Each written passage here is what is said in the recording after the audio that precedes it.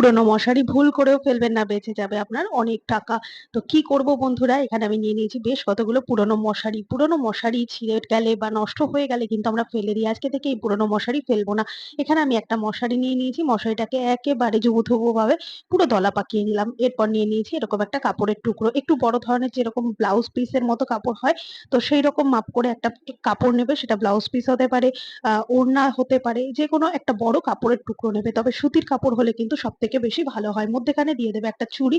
চুড়ির অপর প্রান্ত থেকে কাপড়টাকে ঠিক এইরকম ভাবে ধরে নিয়ে চুড়িটাকে একটা রাবার ব্যান্ডের সাহায্যে আটকে দেবে। এরপর আবারও কাপড়টাকে উল্টো দিকে ঘুরিয়ে নাও। ঘুরিয়ে নেওয়ার পরে সমান কোনো জায়গায় পেতে নিয়ে এরপর জুবুথুবু করে রাখা যে মশারিটা মধ্যেখানে দিয়ে দাও। চারধার দিয়ে এইভাবে কাপড়টাকে মুড়ে নাও। কাপড়টাকে মুড়িয়ে এভাবে একটা রাবার ব্যান্ড দিয়ে টাইট করে আটকে নাও। বন্ধুরা, সুন্দর একটা কুশান তৈরি হয়ে গেল কিন্তু, যেটা কিনা আমরা সোফায় বা খাটে রেখে ব্যবহার করতে পারবো। কাউকে বলে না দিলে কিন্তু কেউ বুঝতেই পারবে না এটা পুরনো